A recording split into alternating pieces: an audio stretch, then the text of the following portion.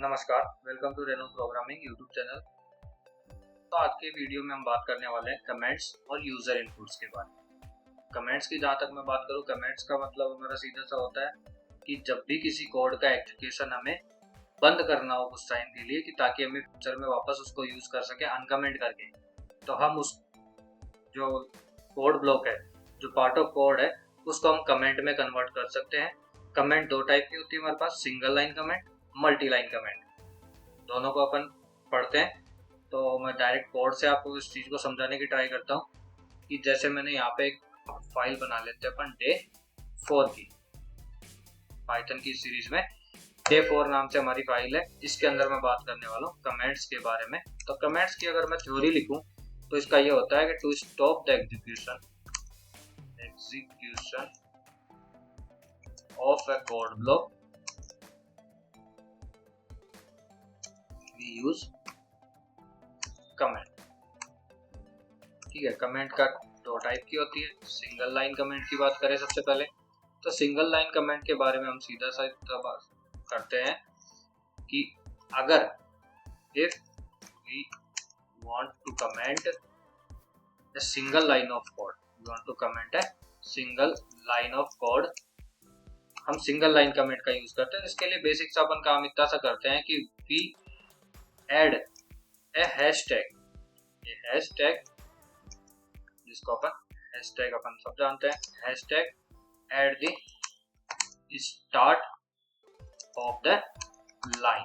मतलब जिस लाइन को हम कमेंट करना चाह रहे हैं उस लाइन के स्टार्ट में अपन हैशटैग जैसे ही ऐड करेंगे, जैसे मैं यहाँ पे गया, मैंने इस लाइन को कमेंट करनी है पूरी, तो मैं यहाँ के भी इसके आगे जाके एक हैशटैग ऐड कर दूंगा, तो ये मेरी जो पूरी लाइन है वो कमेंट में कन्वर्ट हो जाएगी। इसी तरीके से मैं अगर इस लाइन को कमेंट करना चाहूँ तो मैं इसको भी यहाँ से हैशटैग ऐड करके कमेंट कर सकता हूँ। अब इसके बाद में देखो 3 लाइनें मेरे पास लिखी हुई है, तीनों मेरी कमेंट है। अगर मैं यहाँ उसके बावजूद भी इसको रन करता हूँ तो रन करने पे हमें कुछ भी आउटपुट इसका नहीं मिलेगा। अदरवाइज अगर ये कमेंट नहीं है तो ये हमारा कोई कोड का टाइप नहीं है, इसका सिंटैक्स गलत है, तो यहाँ पे हमें सिंटैक्स एरर के रूप में एरर मिलेगा कि आपका जो सिंटैक्स है वो इनवैलिड है। ठीक है, अब दूसरी बात ये आती है कि इसका एक शॉर्ट की भी होती है।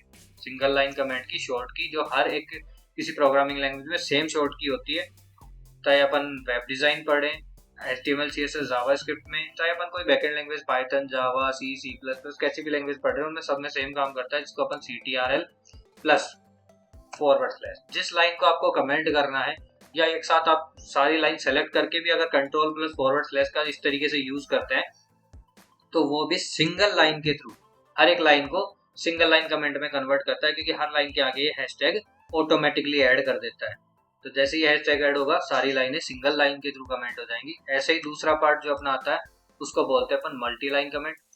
मल्टी लाइन कमेंट के अंदर क्या है कि एक साथ अगर हमें एक से ज्यादा लाइनें कमेंट करनी हो, जो सिंगल लाइन कमेंट भी ना हो, इट मीन्स कि उसके आगे हैशटैग नहीं ऐड होना चाहिए, सिंगल कमेंट ना बने। क्योंकि अगर सिंगल लाइन कमेंट मेरे को इसको हटाना होगा मैं आराम से हटा लूंगा, लगाना होगा मैं वापस लगा सकता हूँ, जबकि मैंने एक साथ सेलेक्ट करके कमेंट किया था। मल्टी लाइन कमेंट में क्या होता है, to comment more than one line of code. इसके लिए अपन क्या करते हैं कि at start of code block, ठीक है, हम क्या ऐड करते हैं, triple double inverted coma.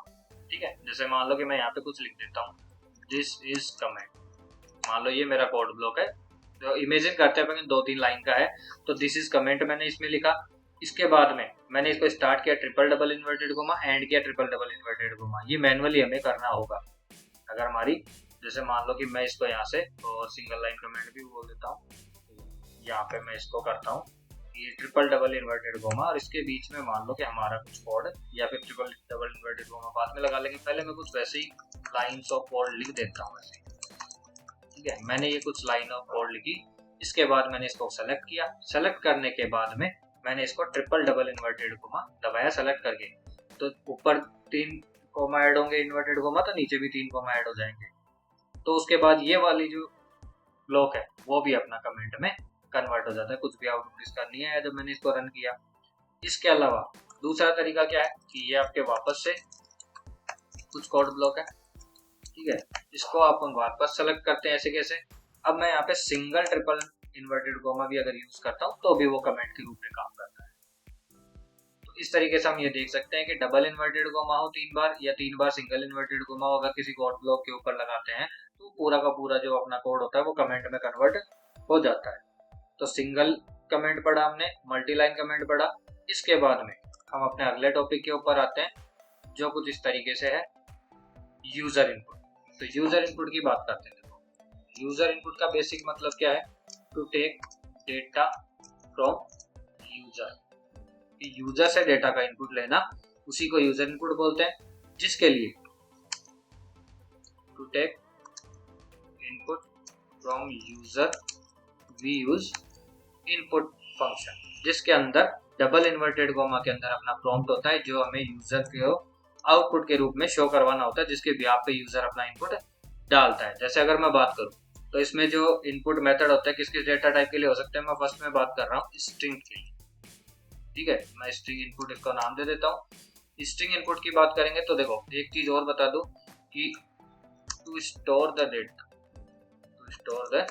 Data value given by user. भाई यूजर कोई इनपुट वैल्यू देगा तो उसको स्टोर भी करेंगे, तो वी नीड अ वेरिएबल। हमें उसको स्टोर करवाने के लिए एक वेरिएबल की जरूरत पड़ेगी। तो मैं यहाँ पे जैसे मान लो मैंने नेम नाम से एक वेरिएबल लिया, स्ट्रिंग डेटा का मैं इनपुट लेता हूँ तो मैं यूजर का नाम ही पूछ लेता हूँ यूजर से। तो हमने इसके लिए यहाँ पे यूज किया इनपुट मेथड का। डबल इन्वर्टेड कोमा के अंदर हम उसको प्रॉम्प्ट देंगे कि एंटर योर नेम, जैसे मैंने यहाँ पे बोला एंटर योर नेम। इसके बाद में हमने इसको रन करवाएं तो यूजर को देखो, यूजर को यहाँ पे क्या मिलेगा, एंटर योर नेम। ठीक है, यहाँ पे अगर मान लो कर्सर नहीं आता तो अपन क्लिक कर सकते हैं। यहाँ पे यूजर ने जैसे अपना नाम डाला भारत, जैसे ही वो एंटर मारेगा तो उसको वो जो भारत यूजर ने वैल्यू दी ये नेम नाम में जाके जो वेरिएबल है नेम से उसमें जाके स्टोर हो जाएगा। जब भी अपन उसको प्रिंट करेंगे नेम को तो यूजर ने जो नेम डाला होगा वो आउटपुट में आ जाएगा। जैसे मैं इसको रन करूँ दोबारा, यहाँ से मैं इसमें वैल्यू डालूं, जैसे मैंने वैल्यू डाल ली अब की बार सनी, तो जैसे ही मैं इसको एंटर मारता हूँ यहाँ पे सनी हमें आउटपुट के रूप में। अब हम ये स्ट्रिंग का डेटा टाइप जो स्ट्रिंग इनपुट है उसको चेक करने के लिए हम इसका डेटा टाइप भी चेक कर सकते हैं। तो मैंने बोला यहाँ पे कि टाइप और नेम का टाइप चेक करके भी बताओ जब भी यूजर वैल्यू डालता है।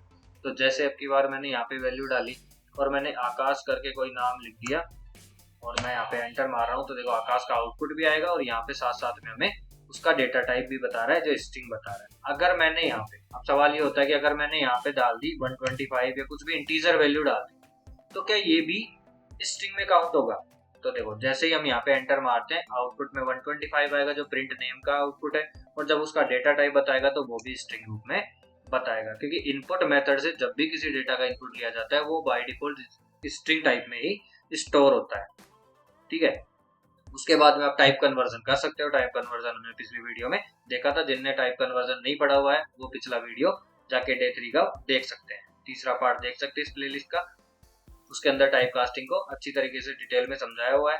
इसके बाद में बात करें अपन तो देखो एक चीज और समझ में आती है कि स्ट्रिंग जो इनपुट है वो इंटीजर वैल्यू भी ले लेता है, फ्लोट वैल्यू भी ले लेगा और अल्फाबेट वैल्यू भी ले लेगा, लेकिन स्ट्रिंग टाइप में। सेकंड बात करता हूं मैं इंटीजर इनपुट की। तो इंटीजर इनपुट में बात करें हम तो सिंपल सी बात है कि मैं क्या करूंगा, यहाँ पे मैंने एक वेरिएबल लिया। अब मैं जो यहाँ पे इनपुट ले रहा हूँ ये अभी भी जैसे मैंने यहाँ पे बोल दिया एंटर योर नंबर, तो सिर्फ प्रॉम्प्ट चेंज करने से तो ये इंटीजर में कन्वर्ट हो नहीं जाएगा। तो हमें क्या करना पड़ता है उसके लिए कि मैं यहाँ पे एक और ब्रैकेट का यूज करूँ और उसके बाद में डायरेक्ट इसको इंटीजर में कन्वर्ट भी कर दूं हाथों हाथ। अब अगर इसको मैं प्रिंट कर रहा हूँ नम को और उसके बाद में मैं नम का डेटा टाइप भी चेक कर रहा हूँ साथ में, तो मैंने टाइप और नम लिखा। तो जब अब हम इसको स्टोर यूज करें, मैं इसको रन करवाऊँ, यहाँ से एंटर नंबर कोई भी नंबर डाल दूँ 1002 या कुछ भी डाल दूँ इंटीजर नंबर, मैंने इसको एंटर मारा तो ये 1002 हमारा आउटपुट भी आ रहा है, डेटा टाइप भी क्या बता रहा है इंटीजर। लेकिन इंटीजर के साथ में हमेशा ये ध्यान रखना है कि जब भी हम इसमें कोई फ्लोट वैल्यू देते हैं, कोई डेसिमल वैल्यू देते हैं तो ये उसको कन्वर्ट नहीं कर पाता पाइथन कंपाइलर, तो उसको ये एरर के रूप में हमें वैल्यू एरर के रूप में हमारे पास रिजल्ट आता है, ध्यान रखना। इसके अलावा मैं बात करूँ अगर मैं स्ट्रिंग दे रहा हूँ तो स्ट्रिंग को भी कन्वर्ट नहीं कर पाता है, तो यहाँ भी वैल्यू एरर हमें मिलेगा। तो ये हमेशा ध्यान रखना है कि इंटीजर जो है, integer input accepts only integer data, क्योंकि डेटा तो रहता है स्ट्रिंग में, लेकिन वो उसको कन्वर्ट हम इंटीजर में करवा रहे हैं तो वो सिर्फ इंटीजर में ही कन्वर्ट करवाएगा, फ्लोट वैल्यू को भी नहीं एक्सेप्ट करेगा। फ्लोट वैल्यू भी इंटीजर में कन्वर्ट नहीं होती है ना। बेसिकली ये फ्लोट वैल्यूज भी यूजर डाल रहा है, वो जा तो रही है स्ट्रिंग में ना, और स्ट्रिंग कभी भी इंटीजर में कन्वर्ट नहीं होता, सिर्फ इंटीजर वैल्यू ही इंटीजर में कन्वर्ट हो पाएगी। ठीक है, तो इस चीज को हम ध्यान रखेंगे। तो जैसे मैं इसके आगे बात करता हूँ, मैं इसको भी बंद करवा दूं और उसके बाद में हम पढ़े यहाँ पे थर्ड, तीसरा जो अपना वैल्यू है वो है float. Float input, float input में हम डेसिमल का नंबर लेते हैं। तो डेसिमल में जैसे मैंने वापस नम नाम से एक वेरिएबल ले लिया, अब की बार मैं इंटीजर की जगह किसमें कन्वर्ट करूंगा, स्ट्रिंग को, फ्लोट में। तो मैंने यहाँ पे वापस से लिख दिया enter a number. Enter a number करने के बाद में हमने यहाँ से इसका नंबर का प्रिंट लिया नम का, और उसका साथ में डेटा टाइप भी चेक कर रहे हैं। मैंने यहाँ इसका डेटा टाइप भी चेक किया। तो अब मैं अगर यहाँ पे फ्लोट डेटा डाल रहा हूँ, जैसे कि इंटीजर में कन्वर्ट नहीं हो पाया था, लेकिन अब अगर मैं इसमें फ्लोट डेटा दूं तो ये इसको कन्वर्ट कर देगा, डेटा टाइप भी क्या बताएगा, फ्लोट। ऐसे ही लेकिन अगर इसमें फ्लोट में अगर मैं इंटीजर वैल्यू भी दे रहा हूँ तो मैं इंटीजर को भी 0.0 लगा के उसको कन्वर्ट कर देता है फ्लोट में। स्ट्रिंग को ये भी कन्वर्ट नहीं कर पाएगा। यहाँ पे इसका जो एरर है वो भी क्लियर आता है कि could not convert string to float. तो ये ध्यान रखना है कि ये एक्सेप्ट्स इंटीजर एंड फ्लोट, दोनों एक्सेप्ट कर लेता है। ठीक है, इस तरीके से हमने आज के वीडियो में देखा, एक तो कमेंट्स के बारे में, दूसरा हमने देखा यूजर इनपुट्स के बारे में। तो डेटा से जब भी डेटा का इनपुट यूजर से लेना होगा, कि हमने यहाँ पे अपना कोड लिख दिया, जब हम उसको आउटपुट दें उसके बाद में यूजर अपनी वैल्यू पास करवाए, उसके लिए अपन इसका यूज कर सकते हैं। मान लो इस चीज का मैं एक एग्जांपल देता हूँ, जैसे मान लो वेरिएबल नाम लेके मैंने एक इंटीजर इनपुट लिया, इंटीजर इंट इनपुट, और मैंने यहाँ पे बोल दिया एंटर ए नंबर, या फिर मैं ऐसे बोल दूं एंटर फर्स्ट नंबर। ऐसे ही मैंने एक और बी वेरिएबल लिया जिसके अंदर मैंने इंटीजर इनपुट ले लिया, यहाँ पे भी मैं बोल दूं इनपुट एंटर सेकंड नंबर, और फिर मैं आगे जाके इसको सी एक नया वेरिएबल लेके मैं इन दोनों को ऐड करवा दूं। ऐड करवाने के बाद में हम इसको सी को प्रिंट में ले रहे हैं। तो देखो इस तरीके से जब मैं इसको यूज करता हूँ तो ये दोनों ही यूजर इनपुट है इंटीजर के। मैं यहाँ पे 45 456 प्लस 365 कुछ भी दो वैल्यू इंटीजर डाल के और उसको एडिशन करवा सकता हूँ। तो हमने यहाँ पे जब रन कर दिया, प्रोग्राम लिखने के बाद उसको रन किया, उसके बाद हम यूजर से इनपुट ले सकते हैं, उसको बोलते हैं यूजर इनपुट। तो यहाँ पे यूजर जो भी वैल्यू डालेगा वो जो कोरेस्पॉन्डिंग उसके वेरिएबल जो हमने लिए हैं उनमें स्टोर होके वो फर्दर आगे फ्यूचर में वो उसी वेरिएबल के थ्रू यूज होता है। इस तरीके से हम यहाँ देख सकते हैं। होप आपको ये वीडियो समझ में आया होगा। चैनल को ज़्यादा से ज़्यादा सब्सक्राइब करें, शेयर करें, और अगर कोई पार्ट इसमें समझ में नहीं आया हो तो आप इसमें कमेंट कर सकते हैं, उसका सॉल्यूशन में अलग वीडियो बना के आपको कर दिया जाएगा। Thank you.